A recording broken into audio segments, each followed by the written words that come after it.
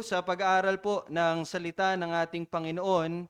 Tayo po ay nagkakaroon ng exposition sa chapter 20, verse 28 hanggang 38. Magpapatuloy tayo in Acts 20, chapter 20, verse 28 hanggang verse 38.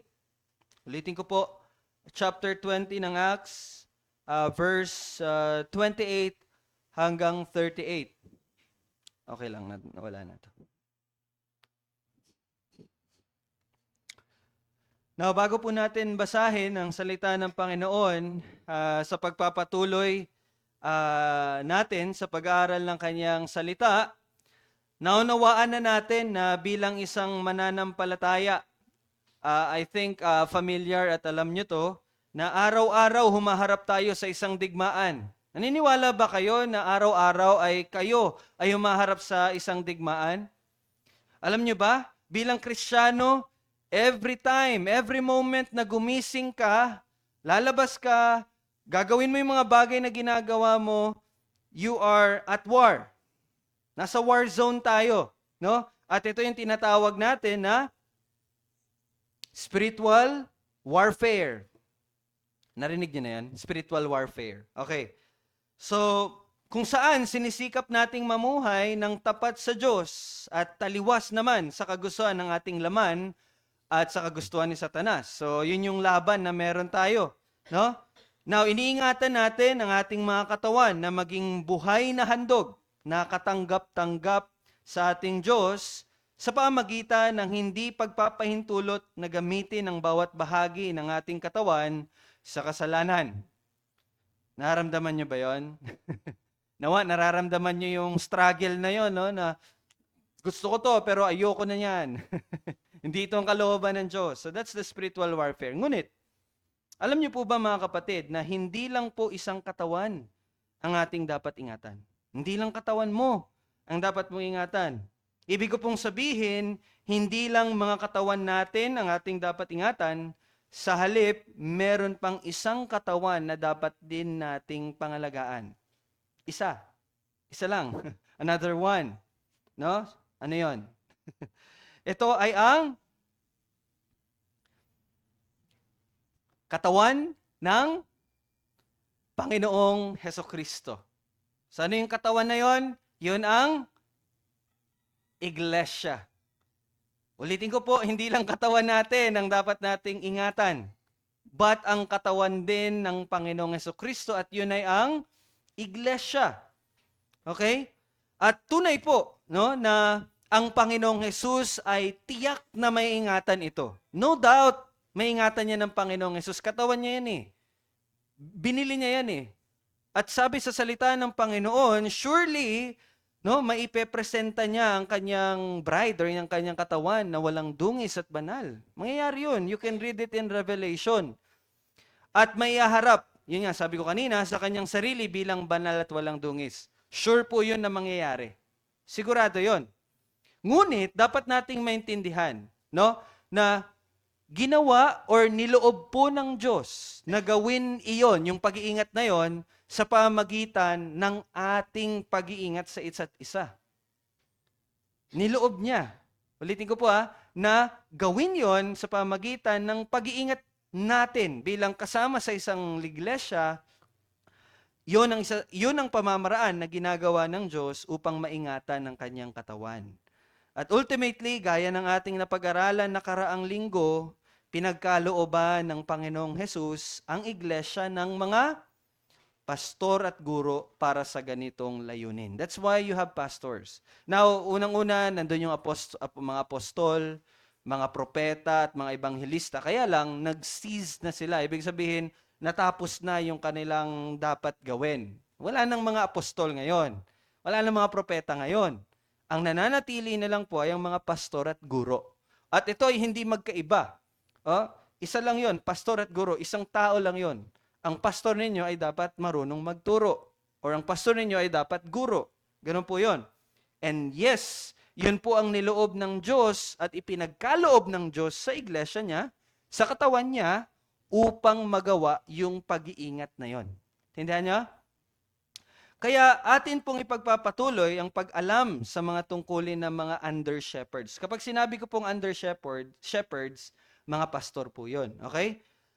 Sa huling mensahe ni Pablo para sa mga matatanda or mga pastor sa Efesos. No? At dito makikita natin na ang pag-iingat sa katawan ng Panginoong Hesus ay hindi lang pala laban mula sa mga kalaban sa labas, kundi higit pa pala doon ay meron palang mga kaaway or yung labanan mismo ay magmumula sa loob ng iglesia mismo.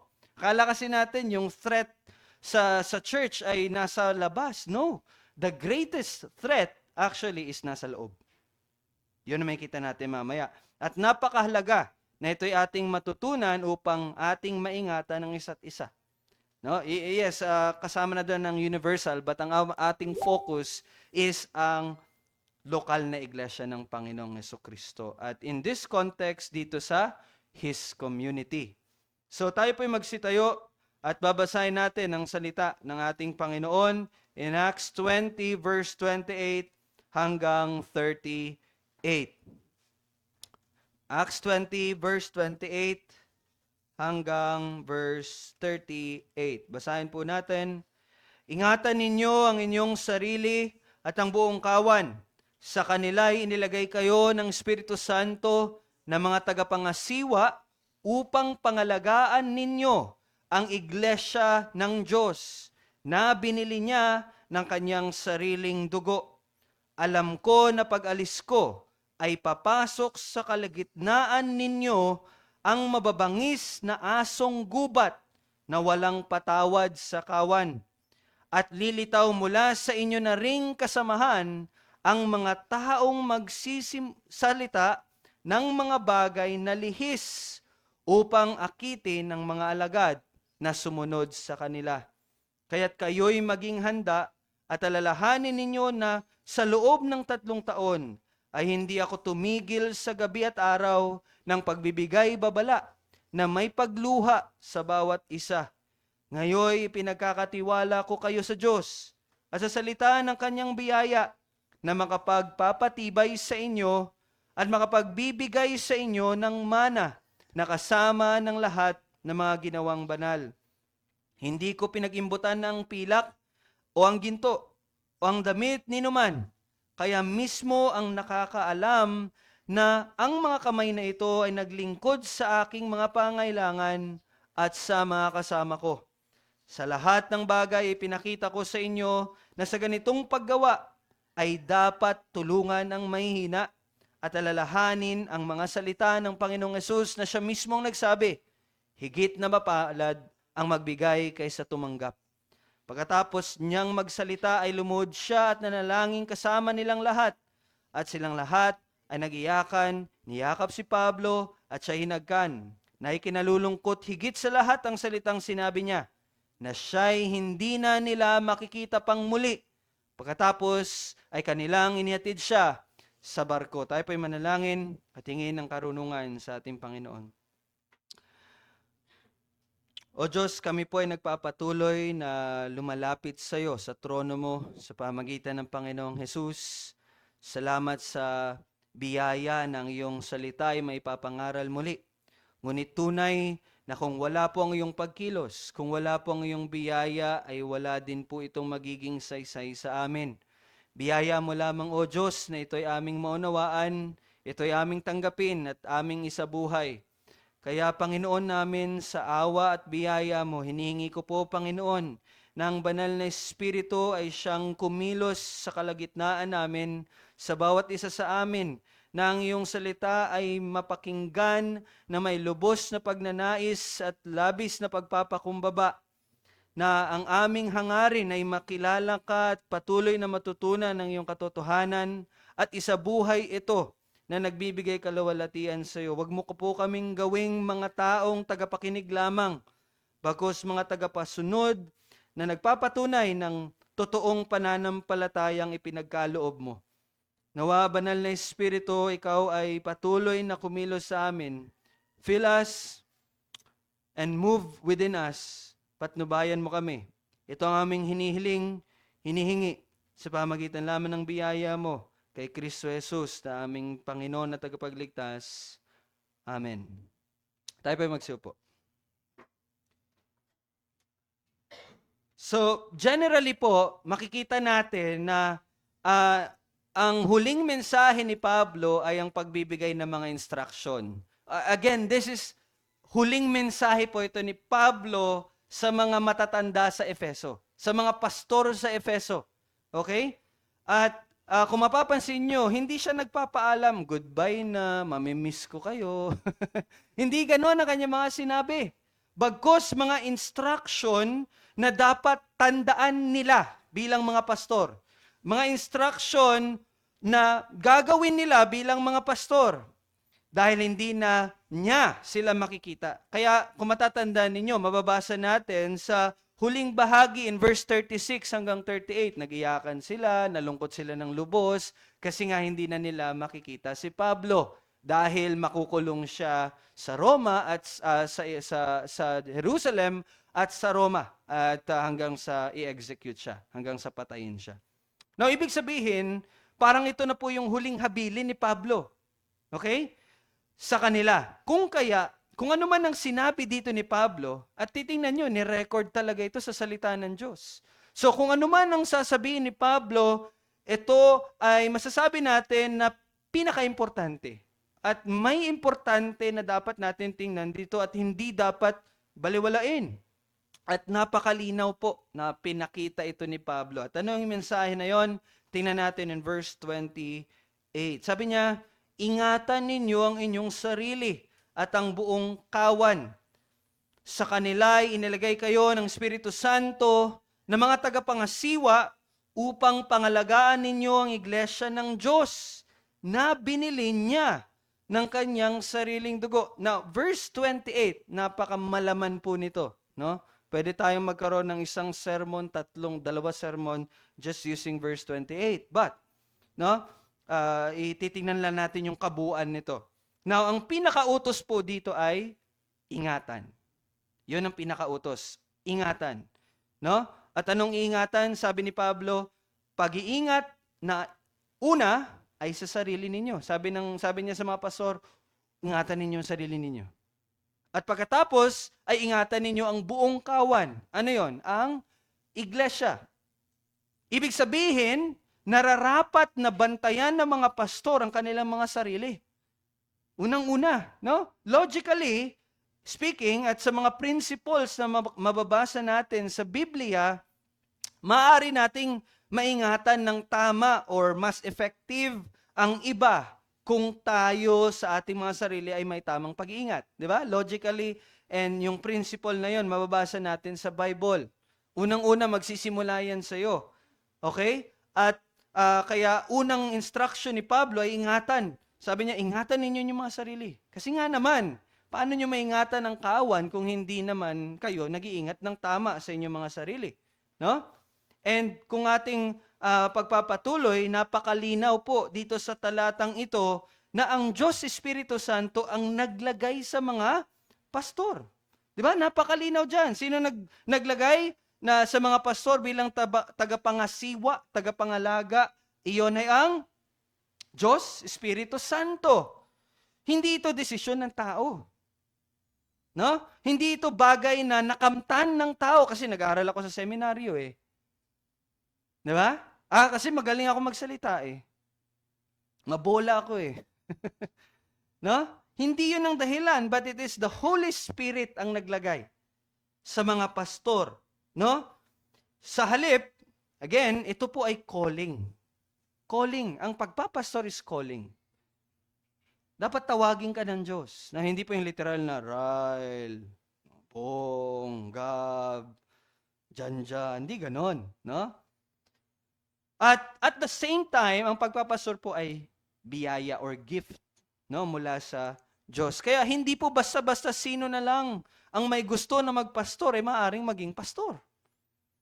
No, pag nakakarinig kayo lalo sa social media, one time nung active pa yung Facebook ko, may nakita ako doon na live ng isang church. And then may doktora na kakapasa, no? E di nag-testimony. And then blah blah blah. Then umakyat yung pastor. Sabi ng pastor, galing ka pala magsalita. Pwede ka magpastora. Sabi niya gano'n. So, yung mga ganun bagay, hindi ganun po Hindi ganun. Maling-mali po yun. Kapag nakikita nyo yun, huwag kayong maniniwala, huwag nyo gagayahin yun. Hindi po ganun ang batayan ng pagiging pastor. And lalong-lalo na, walang pastora. Okay? Now, sila po ang mga pastor ay dapat tinawag at pinagkalooban ng Diyos. So kaya medyo mahabang proseso ito, no? Kung sino man ang itatalaga na pastor sa isang iglesia. Dagdag pa riyan, pinapakita po dito sa verse 28, ano ang mag-uudyok sa maingat na pag-iingat sa kawan ng Diyos? No? Pinakita dito yung parang pinakadahilan bakit kailangan yung ingatan. Sabi ni Pablo sa mga matatanda sa Efesos, bakit nyo kailangan ingatan ang kawan ng Diyos? At iyon ay dahil sa, anong sabi dyan? Binili niya ng kanyang sariling dugo ang kawan. No? Iyon ay dahil ito ay binili ng sariling dugo ng Panginoong Hesukristo. Ganun po kaimportante ang kawan, ang iglesia. Makikita nyo dito kung ano ang halaga ng iglesia. Ano yon? Kung gagamitin natin ang lengguwahe natin, ang presyo po ng iglesia ay walang hanggan. Hindi 50 pesos, hindi $100, hindi $1 million, $1 billion, no. Halaga ng iglesia is eternity. Bakit? Dahil ang Diyos na walang hanggan, ang buhay niya mismo ang naging kabayaran para sa pagtubos sa iglesia. Kaya kapatid, kung ikaw ay nasa kawan ng Diyos, kung ikaw ay nasa katawan ng Diyos, kung ikaw ay nasa iglesia ng Diyos, tandaan mo, binili ka sa pamagitan ng kanyang sariling dugo. Paano nangyari yun? Walang dugo ang Diyos. Espiritu ang Diyos. Ganun kahalaga ang pagiging tao ng Diyos. At yun ay ang Panginoong Hesukristo. Nagkatawang tao siya para mamatay lang. Para saan? Para tubusin ka. Para bilhin ka. Mula saan? Mula sa pagkakaalipin mo sa kasalanan. Ganun kahalaga. Hindi, ganun ang halaga ng iglesia. At sa tingin ko, sapat na yon. It is even more than enough upang ang bawat lingkod ng Diyos ay maging maayos at buong pagsisikap na ingatan ng kawan ng Diyos. Yun pa lang. At yun ang dapat laging tandaan ng mga pastor. Binili ito ng Panginoon. At bakit ito dapat gawin? Basahin natin in verse 29. Bakit kailangan ingatan? Dahil verse 29, alam ko, sabi ni Pablo, no, na pag-alis ko ay papasok sa kaligatnaan ninyo ang mababangis na asong gubat. Or sa modern term natin, lobo or mga wolves. No? Asong gubat na walang patawad sa kawan. Dito po ay inilarawan ang mga kalaban. No? Bilang mga mababangis na asong gubat na walang patawad sa kawan. Walang patawad, no mercy. No? Dito makikita natin kung gaano kaseryoso yung babala na ito ni Pablo. At ang mga ito ay hindi lang magmumula sa labas, bagkus sabi sa verse 30, at lilitaw mula sa inyo na ring kasamahan ang mga taong magsasalita ng mga bagay na lihis or mga bagay na mali, no? Upang akitin ang mga alagad na sumunod sa kanila. So sabi diyan, lilitaw mula sa inyo na ring kasamahan.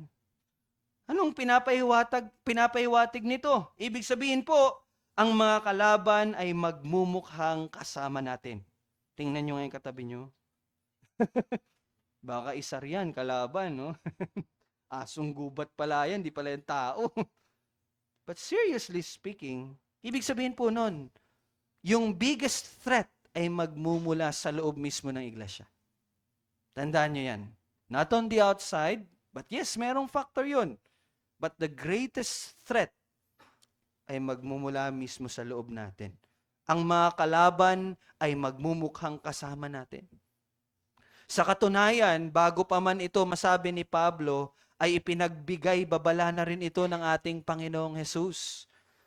Ganito niya inilarawan, no? Sa Matthew 7, verse 15, sabi ng Panginoong Jesus, mag-ingat kayo. Sabi niya sa mga alagad, sabi niya sa mga mananampalataya, mag-ingat kayo sa mga bulaang propeta. Now, very specific. Sabi niya, mag-ingat kayo sa mga bulaang propeta na lumalapit sa inyo na may damit tupa. No? Ngunit sa loob ay mga ganid na asong gubat. Nagbabalat kayo. At pansinin ninyo na ang nilarawan dito ng Panginoong Yesus ay mga bulaang propeta, false prophet, or isama na natin, false teachers. At tunay nga na ito ang tinutukoy din ni Pablo sa kanyang babala dito sa mga matatanda sa Efeso. Dahil kung ating ipagpapatuloy ang pagbabasa, sabi dito, lilitaw ang mga taong magsasalita ng mga bagay na lihis. You see? Upang akitin ng mga alagad na sumunod sa kanila. Mga kapatid, malinaw po na mga bulaang propeta or mga huwad na guro ang tinutukoy dito ni Pablo. No? Sa mga tuwid po, ang mga bulaang propeta o guro na makakapasok sa loob ng iglesia ay magiging mga tagapagturo. Take note of that.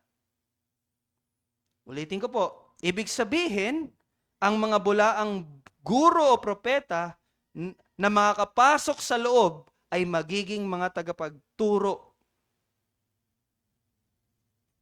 Tatayo din sila dito. No? At walang patawad na ililihis ang mga kawan palayo sa tamang katuruan o palayo sa katotohanan. Okay? At bakit ito ang masasabi natin na pinakamalaking threat para sa katawan ng Panginoong Hesus? Bakit hindi kasalanan? Kala nyo dati kasalanan ang biggest threat sa church? No. The biggest threat is false teaching. False teachers. Why? Bakit? Tandaan nyo to, dahil ang Panginoong Hesus mismo ay ang katotohanan. Ulitin ko po, dahil ang Panginoong Hesus mismo ang katotohanan at tanging katotohanan lamang ang makapagbibigay sa atin ng kalayaan.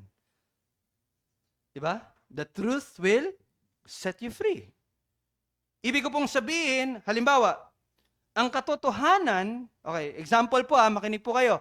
Example, yung katotohanan na ang kaligtasan ay sa biyaya lamang ng Diyos na natanggap natin sa pamagitan ng pananampalataya sa tanging sinugo ng Diyos. Sino yun? Ang Panginoong Jesucristo. Ang tanging daan natin sa kaligtasan, yun po ang katotohanan. Ngayon, kung may maling katuruan nating tatanggapin na taliwas sa katuraang iyon ay magdadala sa atin sa tiyak na kapahamakan. Anong ibig ko sabihin sa tiyak na kapahamakan? Yan ang magdadala sa atin sa hell. Ulitin ko pa, example, ang kaligtasan ay tanging kay Jesus lamang. O ngayon, may maling katuruan, sinabi, yes, kailangan nyo manampalataya kay Jesus, kaya lang, kailangan nyo magbigay lagi. O pinaniwalaan mo. Alam mo ano mangyayari sa'yo? You will go to hell. Ibig pong sabihin, kung ating ikukumpara, kung isang tao ay handang maniwala, ang kasalanan ay hindi ultimately ang magdadala sa kanila sa impyerno. Kung naniniwala ang isang tao, hindi po ang sin ang magdadala sa kanila sa impyerno. Ngunit ang paniniwala nila sa maling katuruan ang magdadala sa kanila sa impyerno. Bakit? Ang kasalanan, listen to this, ito, ang ganda nito. Bakit? Ang kasalanan ay mapapatawad kung kanilang pinangahawakan ang tamang katuruan. Narinig niyo yan? Ang kasalanan, mapapatawad yan. Kung ang tamang katuruan patungkol sa pagliligtas ng Diyos ang kanilang pinaniniwalaan. Ngunit, kung sila ay naniniwala sa maling katuruan or sa katuruang taliwas dito, hindi lang po hindi mapapatawad ang kanilang kasalanan. Bagkus, dagdag pa riyon, ito ay magdadala rin sa kanila sa impyerno. Naririnig niyo yun? Kaya po, ito ang ultimate threat para sa iglesia. Hindi lang nito maaring ma-divide yung church, hindi lang nito maaring mahati ang church. Higit pa doon, it can send someone to hell. Kaya maaari nating sabihin, ito maganda rin to, pinatatawad ng ebanghelyo ang makasalanan, ngunit binubulag ng maling doktrina ang makasalanan sa ebanghelyo. Narinig niyo yan? Pinapatawad ng ebanghelyo ang makasalanan, you can be forgiven through the gospel.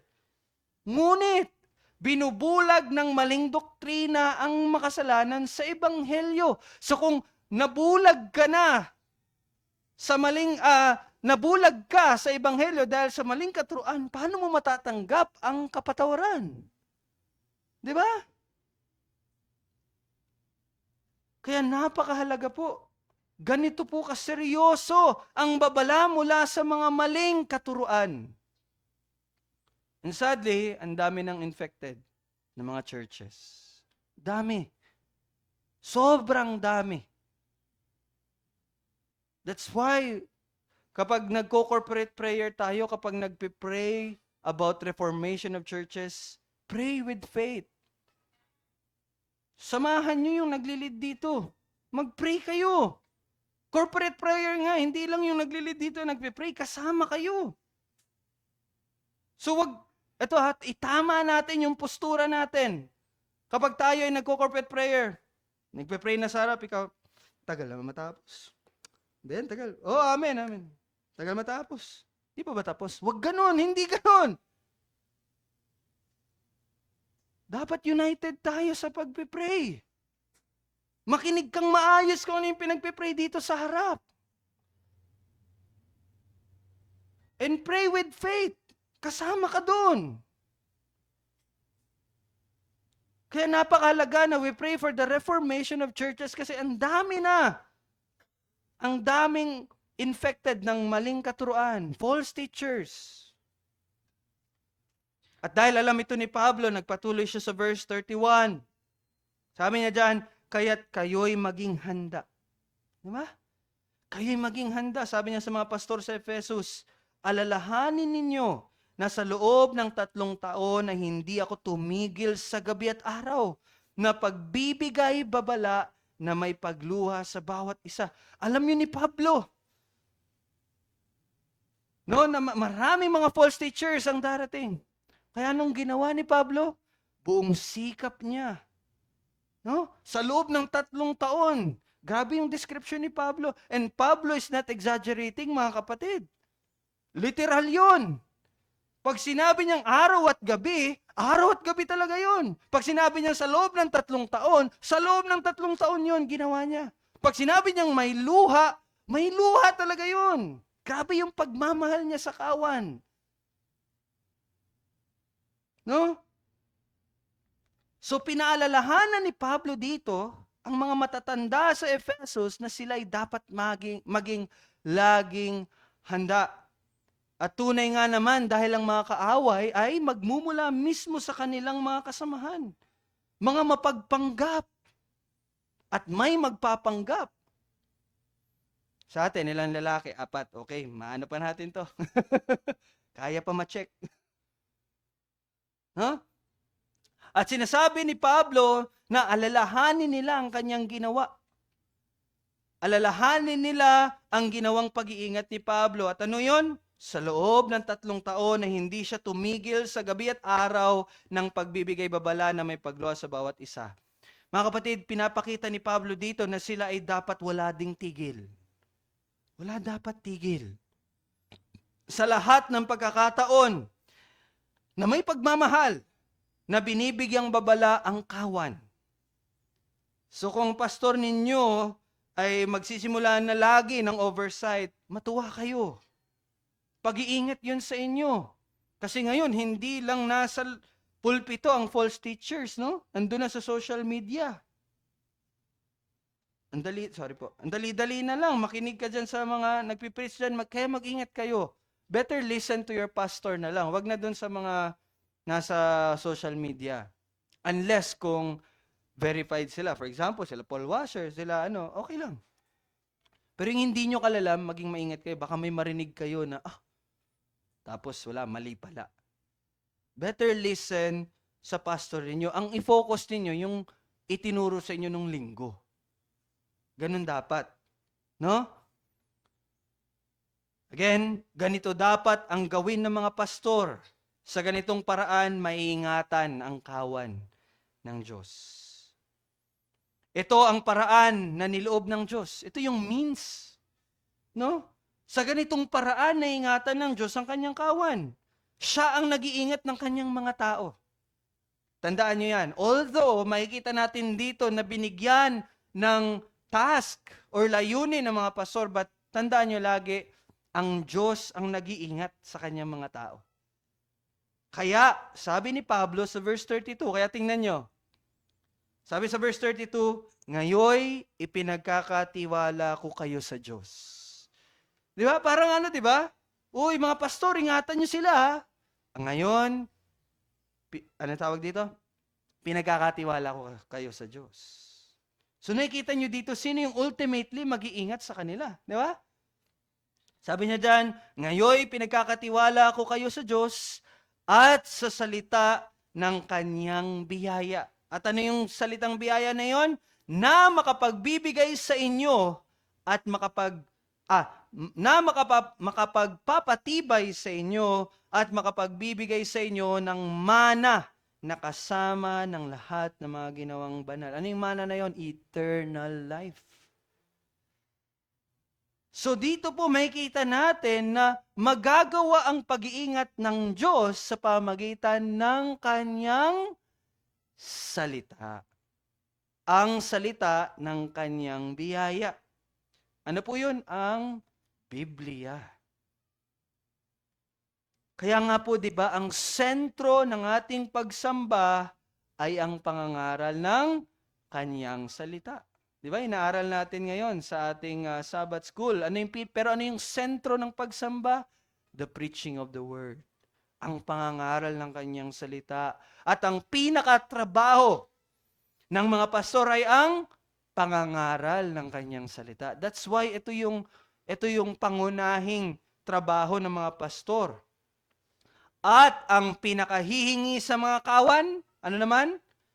Ang hinihingi sa inyo, ang mapagkumbaba at masigasig na pakikinig ng kanyang salita. That's why lagi kayong pinaalalahanan, huwag kayong magpapagod, huwag kayong magpuyat. Ito, tanda ko yung line na ito, last Sunday. Kung ang pastor ninyo nagpapagod at nagpupuyat para lang ihanda ang sermon, kayo naman, huwag kayong magpapagod. Huwag kayong magpuyat para makarinig kayo ng salita ng bukas na bukas ang inyong mata at atensyon. Diba? Sa mga tuwid, mga kapatid, ang mensahe sa atin sa umagang ito at dapat nating bigyan pansin palagi ay ang higit na banta sa iglesia ay ang mga huwad na guro at huwad na katuruan na maaaring magmula sa kanilang kalagitnaan. Ulitin ko po, ito ang mensahe. Ang higit na banta sa iglesia ay ang mga huwad na guro at huwad na katuruan na maaaring magmula sa kanilang kalagitnaan. Ngayon, nakita natin ang layunin ng mga pastor at iyon ay ingatan ng kawan. At ito ay specifically mula sa mga huwad na guro at katuruan at magagawa lamang iyon sa pamagitan ng salita ng Diyos. Napakalinaw po iyon. Ngunit alam niyo ba, na hindi lang ito nagiging mahirap dahil ang mga ito ay magmumula mismo sa loob ng iglesia. Dagdag pa doon, ang ginagamit po nilang sandata, yung mga huwad na guro, ang ginagamit nilang sandata upang sirain ng iglesia ay ang mismo ding salita ng Diyos. Kaya ganito kahirap to. Hindi lang dahil sa loob magmumula, bagkus ang salita din ng Diyos ang ginagamit nila. Naririnig niyo yun? Kaya kung hindi ka talaga maalam sa salita ng Diyos, pwede at madali ka lang talagang malinlang. Gaya nga ng sinabi ng isang author sa Table Talk magazine na binabasa ko, sabi niya doon, ang mga huwad na guro ay hindi palihim. Hindi daw palihim na pumapasok sa iglesia. Dahil mukha silang huwad na guro at sa iglesia dahil mukha silang huwad na guro, kundi dahil mukha silang mga anghel. No? Mga pogi, katulad ko. No? Nagkukunwari sila tulad ng kanilang Panginoon na si Satanas. Mapagkunwari din. Na nagpapanggap bilang anghel ng liwanag. Kapag sinusubukan ng mga huwad na guro na makapasok sa iglesia, karaniwan ay hindi sila mukhang mga lobo o mga asong gubat.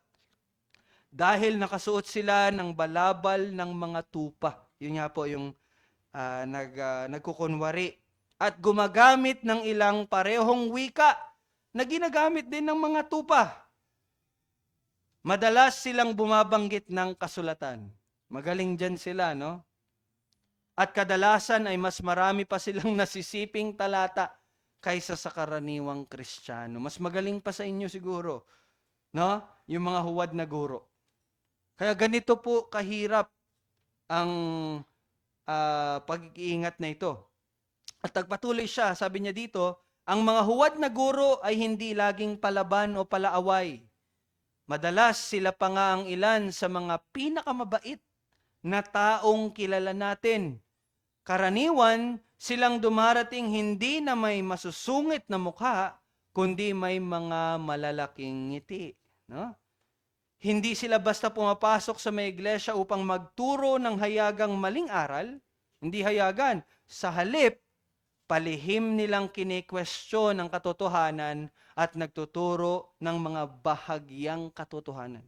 Bahagyang katotohanan na hindi naman katotohanan. No? Kadalasan, hindi sila nakikilala dahil sa mga tinuturo nila, kundi dahil sa mga hindi nila tinuturo. Madalas silang magsalita tungkol kay Jesus, kaligtasan, ebanghelyo at pananampalataya, ngunit binabaluktot nila ang mga salita at konsepto ng kasulatan upang umangkop sa sarili nilang bersyon ng katotohanan. Okay? Na sa totoo'y hindi naman talaga katotohanan. Ganyan po, kahirap. No? Akala mo totoo. Kasi mukhang totoo nga naman. Kaya lang hindi siya totoo. Nawa ay nakikita natin ngayon kung gaano ito kaseryoso, mga kapatid. Kailangan natin itong makita na malaking banta dahil patuloy na pinapaalalahanan tayo ng salita ng Diyos. Alam niyo ba kung babasahin niyo ang salita ng Diyos, merong constant reminder patungkol dito. Kanina, nakita natin na ito rin ang binigay na paalala ng Panginoong Hesus, 'di ba? May binasa tayong verse kanina. At gayon din si Pedro, no, sa kanyang liham sa 2 Peter 2:1. At kung inyong makikita, halos lahat po ng liham. Kung mababasa niyo yung letters sa New Testament, 'di ba? Mga letters ni Paul, halos lahat po ng iyon ay ipinadala sa mga iglesia na nag-e-expose ng maling katuruan. No? Try to read the letters of Paul. Ano 'yan, mga letters of Paul? Romans, 1st, 2nd Corinthians, Galatians, Ephesians, Philippians, Colossians, 1, 2 Thessalonians, letters to Timothy, letters to, ano pa? Philemon. Di ba? Ang dami. Halos lahat ng iyon ay may pag-e-expose ng maling katuruan. Tingnan nyo. Tingnan nyo. No? Halimbawa, sa 1 Corinthians, tinalakay doon ni Pablo ang mga guro na tumatanggi sa muling pagkabuhay ni Jesus. Sa pisikal na katawan. Kinorek yun ni Pablo. Sa Galatians, di ba? Natapos natin yung Galatians. Tinututulan ni Pablo ang nagsasabing ang pag-aaring ganap o ang kaligtasan ay sa pamagitan ni Jesus kasabay ng pagiging Hudyo. Di ba? Jesus plus, yung turo sa Galatia, kinorek yun ni Pablo. Sa Colossians naman, nagbabala si Pablo laban sa isang kakaibang aral na pinagsasama yung batas sa pagkain ng mga Hudyo at yung lihim na pilosopiyang Griego, yung mysticism. Pinaghahalo yun, kinorek yun ni Pablo sa Colossians. And sa First John naman, si Juan, hinarap niya ang maraming tumatanggi na si Jesus ay ang anak ng Diyos. Tinama niya din yung mga taong nagsasabi na hindi naging tao ang Panginoong Jesus. So makikita niyo po dito na paulit-ulit pinaglalaban ng mga pinuno ng iglesia ang katotohanan laban sa maling katuruan sa loob ng kanilang mga iglesia mismo. Di ba? Sa makatuwid, hindi tayo dapat maging walang pakialam patungkol dito. No, sabi nga ni Fred Greco, ang pag-aakalang ligtas tayo sa pagkakamali ay naglalagay sa atin sa napakadelikadong kalagayan. Ito mismo ang gusto ng kaaway. Yung maisip ninyo na, safe kami dyan. No? Ito ang gusto mismo ng kaaway na tayo'y maging kampante at hindi mapagmatsyag upang hindi natin mapansin ang kanyang mga pagsisikap na salakayin ang mga mananampalataya sa pamagitan ng maling katuruan. Gusto ng kalaban maging relax kayo. No? Gusto ng kalaban na hindi kayo mag-aral ng salita para madali lang kayong malihis at malinlang. Kaya dapat ay maging maingat tayo dito lalo na ngayon na nalaman natin na ito talaga ang pinakahigit na banta sa iglesia, mga kapatid. At dahil dyan, magbabanggit ako ng mga iilan lang, actually 3 lang, sa mga maling katuruan na laganap ngayon at dapat po nating iwasan. I will just give example, and napakahalaga ito dahil ito ay mainly related sa kaligtasan. So kasi kung dadagdagan ko, baka umabot tayo ng hating gabi. Dami. Okay, una, alam nyo na to, noon pa man hanggang ngayon, ay inatake na ang katotohanang patungkol sa pagkatao ng Panginoong Hesukristo.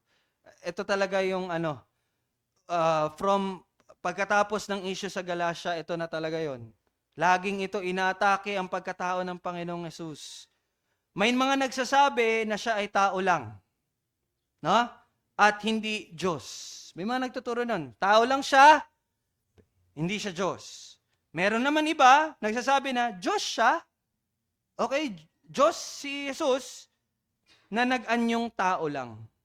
Pero hindi tao. Baga parang nag-anyo lang, pero hindi tao. Gets nyo? Yung iba naman, Diyos siya at tao, ngunit mas higit yung pagka-Diyos niya. Ibig sabihin, mix lang ba? Nag-mix. Kaya lang, more lang yung pagiging Diyos niya. Okay? Sa makatuwid, yun nga, parang 2-in-1. Mix. No? Hindi 2-in-1. 1-in-2, parang ganon. Basta 1 lang siya. Mas marami nga lang yung pagka-Diyos niya at may iba naman naniniwala na tao lang siya na pinaburan lang ng Diyos. No? Mga kapatid, malinaw po sa Biblia na ang Panginoong Jesus ay isang persona. Pakinggan niyo to. This is very important.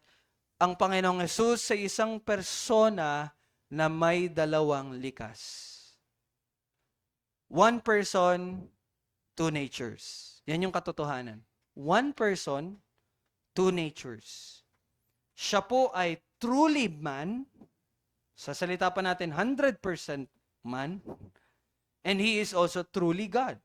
100% God. Okay? But 1. Tandaan nyo yan. Isa lang siya. Okay? Siya po ay Diyos mula pa man sa walang hanggan, pero dumating yung time na isinuot niya yung pagiging tao. Isinuot niya. Napakagandang nito, no? Sinasabi nila, hindi minus ang nangyari sa Philippians 2, yung pagiging tao ni Jesus. Actually, addition yon. Siya ay Diyos at idinagdag o isinuot ang pagkatao. Okay? Siya ay Diyos na isinuot ang pagkatao at nung siya ay naging tao, tandaan nyo, nung siya ay naging tao, nung siya ay namuhay dito sa mundo natin, hindi nawala ang kanyang pagiging Diyos.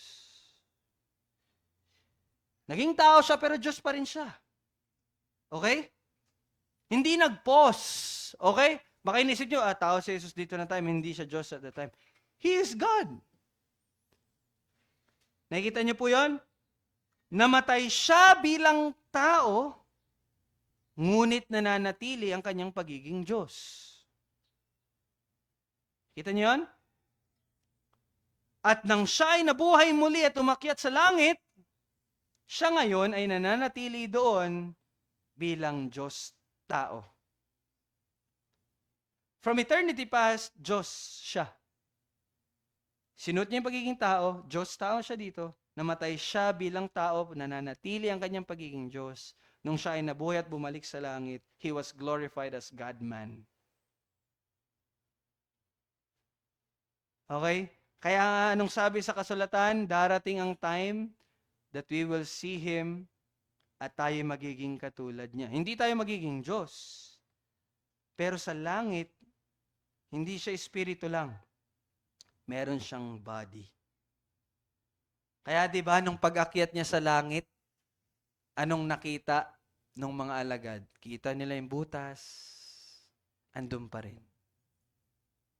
Bakit? Kasi may laman siya nung bumalik siya sa langit. Kita niyo yan? Okay? Ito ay nakapakahalaga sa ating kaligtasan. Bakit? Dahil kung naniniwala tayo, pakinggan niyo to, kung naniniwala tayo na si Jesus ay hindi isang persona na may dalawang likas, truly God at truly man, kung hindi tayo naniniwala dyan, hindi tayo naniniwala sa totoong Jesus.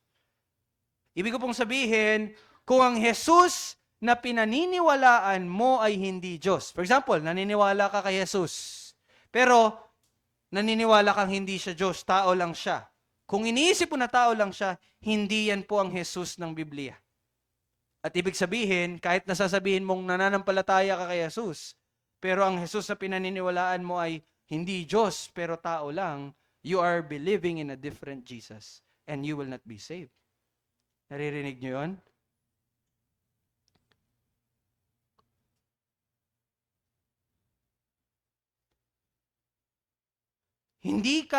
Hindi makapagliligtas ang paniniwala sa ibang Jesus. Tandaan niyo yan. Hindi makapagliligtas ang paniniwala sa ibang Jesus. Kaya dapat ang pinaniniwalaan yung Jesus ng Biblia. At yon ay isang persona na may dalawang likas. Hindi maliligtas ang isang tao kung hindi ang Jesus ng Biblia ang kanyang pinananampalatayanan. Malinaw po yun. For example, para mas maging malinaw, kilala niyo ako bilang Ryle. May kilala ako, may schoolmate ako dati, Ryle din ang pangalan niya. Naniwala kayo kay Ryle, doon na Ryle. Dapat pala sa ganitong Ryle. Wala.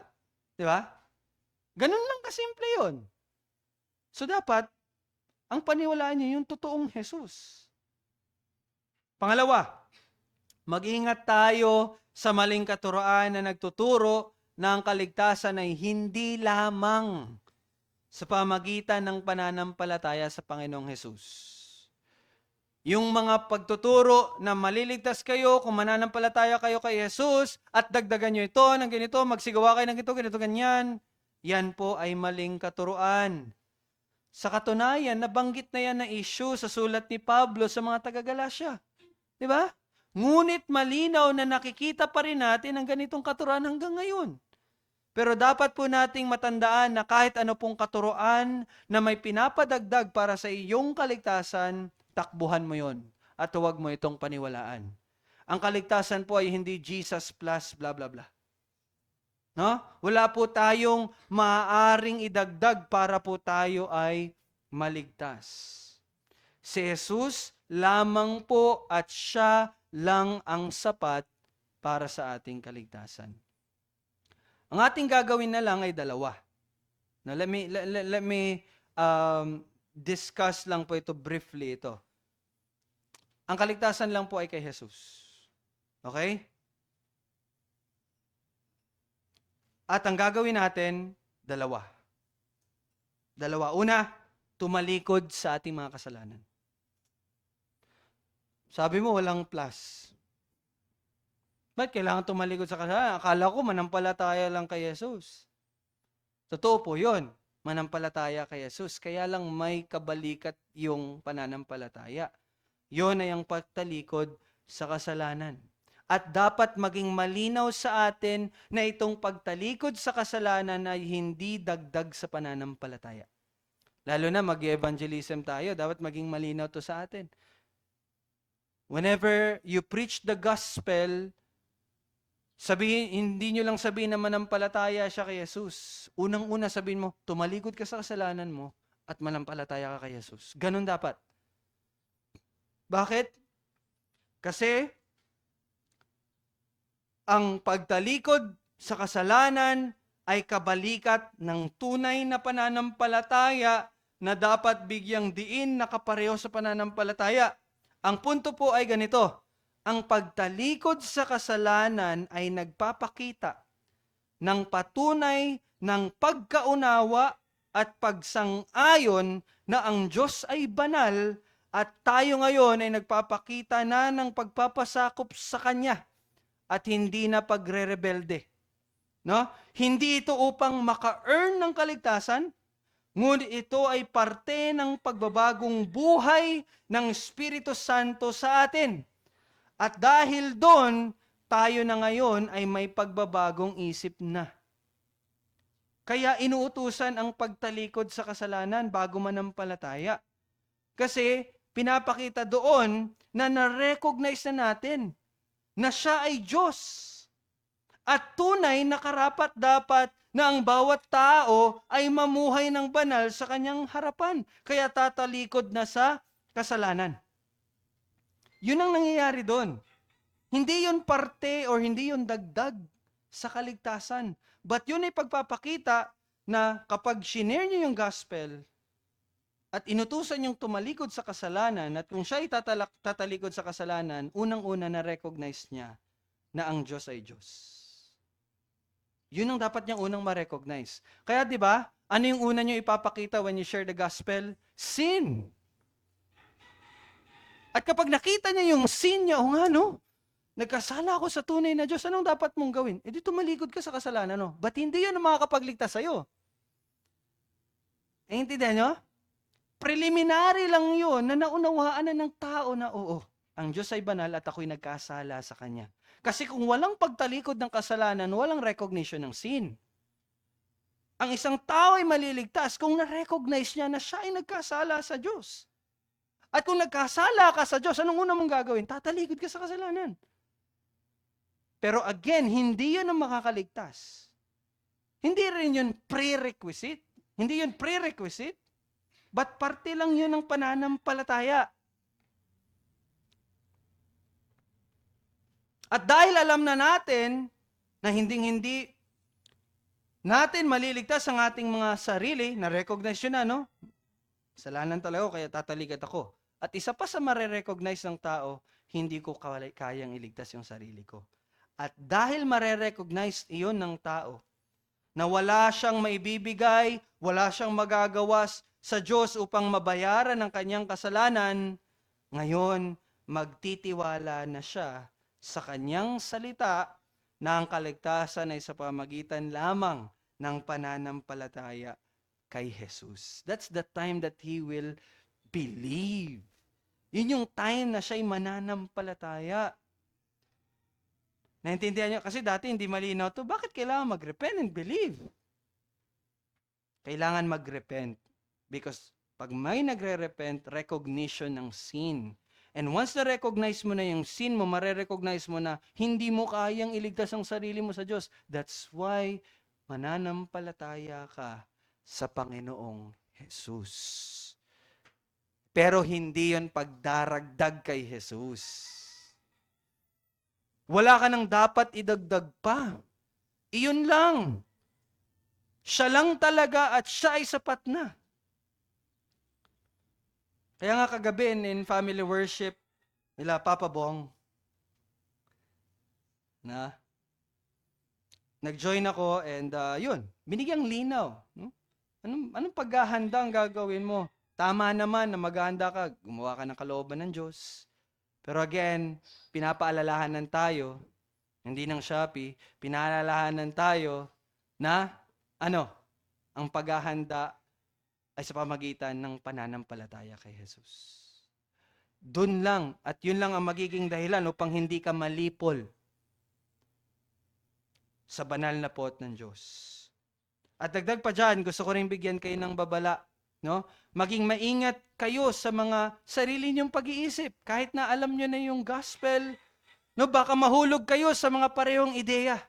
Na baka naisip ninyo na ang inyong ginagawang paglilingkod o ang kakulangan sa paglilingkod ay makakaapekto sa inyong kaligtasan.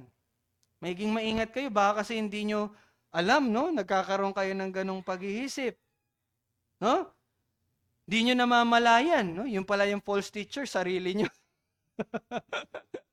Di ba? Sarili nyo lang, no? Iniisip nyo na sigurado kayo sa kaligtasan dahil active kayo sa church, or di kaya sobrang disiplinado ka, kaya sabi mo, sigurado ako sa kaligtasan ko. Or yung kabaliktaran naman, naisip mo na hindi ka ligtas dahil ang tagal-tagal mo na, nagkakasala ka pa rin. Mga kapatid, no? Totoo naman po na ang pagliligtas ng Diyos ay magbubunga ng bagong buhay. Totoo yan. Buhay na lumalago sa paglilingkod sa Diyos at buhay na lumalago sa kabanalan. Pero tandaan ninyo, ang mga iyon ay mga bunga lamang at hindi iyon mismo ang nagliligtas. Sa halip, tandaan natin na si Jesus lang ang kaligtasan nyo. Okay? At ang mga nabanggit kanina ay bunga lang dahil ligtas na kayo. And I know, naririnig nyo na ito paulit-ulit, ngunit kailangan ninyo itong marinig dahil nga napaka hindi ito madaling mapansin. Kaya ingat ka, kapatid. No? Ang kaligtasan ay si Kristo Jesus lamang at hindi ang performance mo. Okay? And pangatlo, lastly, ang maling katuruan na maaaring mawala ang kaligtasan. May mga nagtuturo na ang kaligtasan ay maaaring mawala. Totoo ba? Maaari bang mawala ang kaligtasan? Well, mga nagtuturo ng ganitong katuruan ay malimit ginagamit yung Matthew 24:13. Alam niyo yung Matthew 24:13? Sabi doon, subalit ang magtiis hanggang sa wakas ay siyang maliligtas. No, pag nabasa mo 'yon, no? Subalit ang magtiis hanggang sa wakas ay siyang maliligtas. Naku, pag nabasa mo 'yon, naku, dapat hindi ako mag-quit talaga. Kasi pag nag-quit ako, lagot, di pala ako ligtas. Yun ba ang sinasabi ng Matthew 24:13? Yun ba? Sa madaling salita, tinuturo nila na kapag hindi mo nakayanang manatili hanggang sa wakas, hindi ka maliligtas. Kung ito lang ang ating titingnan, yung verse na yon, masasabi talaga natin na tama yung interpretation na yon. Di ba? Kung yun lang babasahin mo. Ngunit, tandaan nyo po lagi na ang pagbibigay ng interpretation sa kasulatan ay nararapat gawin sa liwanag ng buong kasulatan. Okay? Ganun mag-interpret. Dapat sa liwanag ng buong kasulatan. At hindi ito dapat nagko-contradict. Okay? At upang ipalawanag ito, babasahin ko po yung commentary sa MacArthur Study Bible. Sabi doon, ang mga nagpapatuloy ay sila ring maliligtas. Hindi ito nangangahulugang ang ating pagpapatuloy ang nagtitiyak ng ating kaligtasan. Hindi yun ang ibig sabihin nun. Na kapag nag-endure ka, maliligtas ka. Hindi yun ang ibig sabihin nun. Kabaligtaran po. Ang itinuturo ng kasulatan ay ganito. Ang Diyos ang nagtitiyak ng ating pagpapatuloy bilang bahagi ng kanyang gawaing pagliligtas. Sino nagpe-preserve sa'yo? Sino nagpapanatili sa'yo? Ang Diyos, hindi ikaw. Kasi kung ikaw lang, ay naku, kanina ka pa na wala. Ang tunay na mananampalataya ay pinoprotektahan ng kapangyarihan ng Diyos sa pamagitan ng pananampalataya para sa kaligtasan. Yan ang isa sa mga tinuturo ng Biblia. Ang Diyos ang mag-iingat sa mananampalataya. Ang katiyakan ng ating pagpapatuloy ay nakapaloob sa pangako ng bagong tipan. Ano bang sinabi ng Diyos? ilalagay ko ang takot sa akin sa kanilang mga puso upang hindi sila lumihis mula sa akin. So you see, sinong gagawa nun? Ang Diyos. Ako maglalagay sa kanila upang hindi sila lumihis sa akin. Ang mga tunay na... So ano nangyari doon sa mga lumihis? Ito yung turo ng Biblia. Ang mga tunay na nalihis kay Kristo ay malinaw na patunay na sila ay hindi tunay na mananampalataya sa simula. Yung mga nakikita nyo, tapos hindi nagpapatuloy, hindi yon nawala ang kaligtasan nila. Pagkus wala talaga silang kaligtasan sa una pa lang. Yun ang turo ng Biblia. Hindi yung ligtas sila, kaya lang huminto, kaya hindi naligtas. Hindi ganun ang turo ng Biblia. Ang turo ng Biblia, may mga nakikita kang nagaganyan, pero humihinto. Bakit? Kasi sa una pa lang, hindi sila ligtas. Yun ang turo ng Biblia. Ngunit, ang pagsasabing Diyos ang nagtitiyak ng ating pagpapatuloy ay hindi rin nangangahulugan na robot lang tayo. Na wala kang gagawin, passive ka lang, ang Diyos ang mag-iingat sa akin, wala akong gagawin. Lord, ikaw mag-iingat. Hindi ganun ang ibig sabihin nun. No? Pinananatili niya tayo sa pamagitan ng pananampalataya. At alam niyo yun, ang pananampalatayang iyon, pananampalataya mo. Okay? At minsan, tinatawag tayo ng kasulatan na manatili sa ating pananampalataya. Di ba mabasa nyo? Inuutusan ka, manatili ka sa pananampalataya mo. Ibig sabihin, gawa mo na naman yon. Hindi. Kalooban lang ng Diyos na gawin iyon sa pamagitan ng pananatili mo. No? At minsan, binabalaan tayo laban sa pagkaligaw. Ang mga paalalang ito ay hindi sumasalungat sa maraming pangako na ang tunay na mananampalataya ay magpapatuloy. Yung utos po na manatili kayo at yung babala na huwag kayong lumihis ay hindi po nangangahulugan na mawawala ang kaligtasan. May ganun pong pagpapaalala, sabi dito, na ang mga babala at panawagan na iyon ay isa sa mga paraan na ginagamit ng Diyos upang tiyakin ang ating pagpapatuloy sa pananampalataya. So kung merong commandment, kung merong warning, hindi ibig sabihin nun na, mawawala pala talaga. Hindi. Yon ay mga paraan lamang ng Diyos upang ingatan ka. Ganun po yon. No? Halimbawa, ito yung maganda. Ito na-amaze ako dito. Sa Jude, no? Sa Jude, sa verse 21, alam niyo ano sabi sa verse 21? Inutusan, panatilihin ninyo inyong sarili sa pag-ibig ng Diyos. Utos yun, di ba? No? Utos yun. Ikaw, panatilihin mo ang iyong pag-ibig, ang iyong sarili sa pag-ibig ng Diyos. Jude chapter 1, verse 21. Pero anong sabi sa verse 24? Pagkatapos, alam niyo ang sabi? Ang Diyos na may kakayahang iligtas kayo mula sa pagkakadapa. So you see, you're commanded na manatili sa pag-ibig ng Diyos. Pero maya-maya lang sasabihin na ang Diyos ang magpapanatili sa inyo. Nakita niyo yan? Sa mga tuwid po, mga kapatid, ang nabanggit sa Matthew 24:13 ay naglalarawan na tunay na ang mga mananatili hanggang sa wakas lang ang maliligtas. Yun yung katotohanan. Yung mananatili lang, yun lang talaga maliligtas.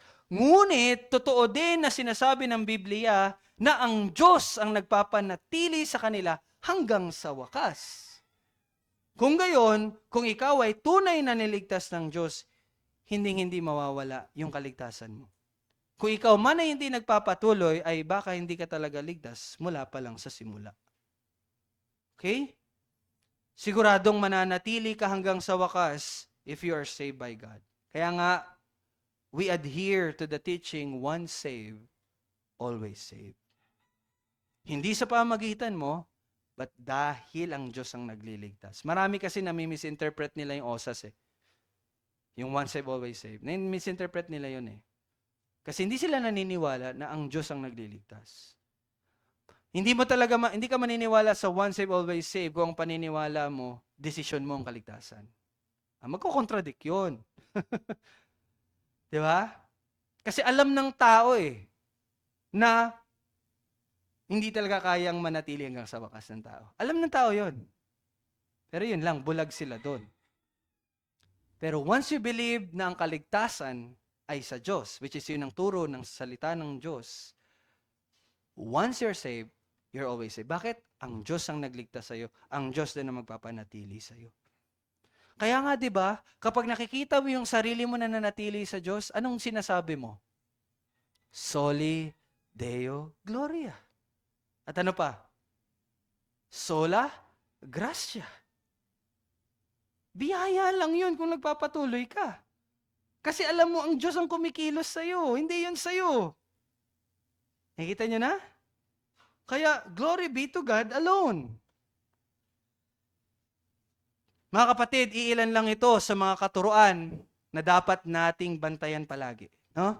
Dahil ito ay may direktang kinalaman sa ating kaligtasan. At tunay po, na ang higit na banta sa iglesia ay ang mga huwad na guro at huwad na katuruan na maaring magmula sa ating kalagitnaan.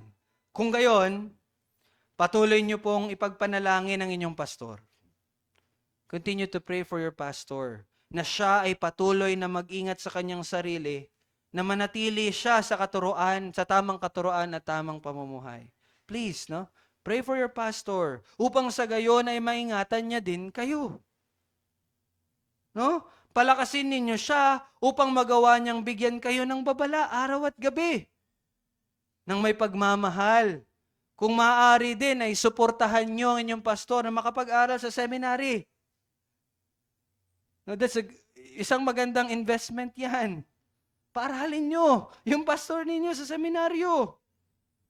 Upang mas lumawak at matulungan pa siya sa mas mainam na pag-aaral ng salita ng Diyos. Gawin ninyong hangarin yon, mga kapatid. And we started praying it na. Gawin ninyo nga, natatawa yung iba, no? Seryoso yun. Kailangan yun. Kasi kung ang pag-aaral ng pastor ninyo hanggang dito lang din tayo. He needs to learn more. No? Patuloy din ninyong pagsumikapan na makinig ng maayos sa tuwing pinapangaral ang salita. Alam ko po, no, ang katawan napakahina din talaga. I experienced that, no? Kasi sa 3 araw ako yung nakikinig, hindi ako yung pinapakinggan. Struggle talaga, no? Second day, antok na antok talaga ako. Yung sa conference po, no? Hirap. Kaya ang dami kong nakaing Mentos eh. Ginagawa lahat para lang, di ba, to keep up. Pero yon, nandun na tayo. May ganun talaga. Pero nawa, pag sumikapan natin, matulog tayo ng maaga, as much as possible, ihanda natin yung physical na katawan natin. Seryosohin natin ang bawat pagkakataon na tayo po ay tinuturuan. No? Maging seryoso din sa sarili ninyong mga pag-aaral, mga kapatid, upang kayo din mismo ay magkaroon ng kakayanang mapatunayan kung ang tinuturo ay tunay ngang tinuturo ng Biblia. Huwag lang kayo tanggap ng tanggap. No? Sa halip, gaya ng mga taga-Berea, anong ginagawa ng mga taga-Berea? Natandaan nyo sa Acts? No? Siyasatin ang mga kasulatan kung tunay nga ang mga bagay na tinuturo sa inyo. Yun ang dapat yung ginagawa. Hingin ninyo sa Diyos at patuloy na pagsikapan sa pamagitan ng pangaral ng inyong pastor ay matutunan at maunawaan ninyo ang buong kapasyahan ng Diyos. Ito lang ang tanging paraan na niloob ng Diyos sa pamagitan ng mga pastor upang maingatan ang kanyang kawan. Para sa inyong pastor, kailangan niyang aralin at ipangaral ang buong kapasyahan ng Diyos. Yun ang dapat niyang gawin. At para naman sa inyo, kailangan ninyong makinig at aralin ang buong kapasyahan ng Diyos. Ito ang ating dapat laging layunin upang maingatan tayo mula sa pagpasok ng mga huwad na guro at mga huwad na katuruan. Magtulungan po tayo bilang iglesia na iniingatan ang bawat isa mula sa mga katuroang lihis sa katotohanan. Kaya maging kagalakan ninyo kung maraming pag-aaral sa inyong lokal na iglesia. No? Maging kagalakan ninyo kapag ang pangaral ng salita ang sentro sa inyong iglesia. Maging kagalakan ninyo kung ang pagsusumikap sa tapat na pangaral ng salita ang naririnig ninyo tuwing linggo. Tandaan, ang higit na banta sa iglesia ay ang mga huwad na guro at huwad na katuruan na maaring magmula sa ating kalagitnaan. Kaya ito po yung hamon. Pinagpapanalangin mo ba ang iyong pastor sa kanyang paghahanda ng sermon buong linggo bago dumating ang linggo? Pinagpapanalangin niyo ba? Hindi lang yung, ingatan mo siya, Lord. Yung prayer talaga na, Lord, give him wisdom na maaral niya ng maayos ang salita at may pangaral ito ng maayos sa amin. Pinagpapanalangin niyo ba? Nakikita mo ba ang kahalagahan na may padala ninyo ang inyong pastor sa seminary? Isa ba yon sa layunin ninyo na mag-aral siya sa seminaryo? Sineseryoso mo ba ang pakikinig at pag-aaral ng salitang ipinapangaral sa iyo? Kasiyahan at kagalakan mo ba ang matuto palagi mula sa salita ng Diyos? Nagsusumikap ka ba sa iyong personal na pag-aaral ng salita? Nakikita mo na ba ngayon ang kahalagahan na gawin ng mga iyon dahil ang pag-alam sa buong kapasyan ng Diyos ay para sa ikatitibay at pag-iingat sa iglesia ng Panginoong Hesus? Nakikita mo ba yon? Mga kapatid, ito po ang salita ng ating Diyos. Tayo ay tumugon ng naayon sa kanyang kalooban para po sa kanyang kaluwalhatian. Tayo po ay manalangin. O Diyos, kami po ay nagpapasalamat sa iyo pong salita, sa muling pagpangangaral sa amin at pagbibigay ng katotohanan at babala na ang pinakamalaking banta sa lokal na iglesia dito sa East Community ay ang mga huwad na guro at huwad na katuruan. Maraming salamat sa paalalang ito at panalangin naming patuloy na sa iyong biyaya, sa iyong pagkakaloob ng guro at pastor, ay patuloy mo pong ingatan ang iyong kawan. Panalangin ko din po, Panginoon, bilang iyong lingkod, na ako po ay iyong patuloy na gabayan sa katotohanan na ipinapakita sa pamumuhay. At nawa ito po ay may hayag at may lahad ng tama para po sa iyong kawan dito sa East Community. I pray, O Lord, na magkakaisa kami at magtutulungan na bantayan at ingatan ng isa't isa sa pamagitan ng pag-alam ng buong kapasyahan mo, O aming Diyos. Salamat, Panginoon, dahil totoo na ikaw mag-iingat sa amin. Kami na sa iyong biyaya ay binili mo sa pamagitan ng dugo ng Panginoong Hesukristo. Pinapasalamat namin ito, O aming Panginoon, aming Diyos, sa pamagitan ng aming tagapagligtas, ang Panginoong Hesukristo. Amen.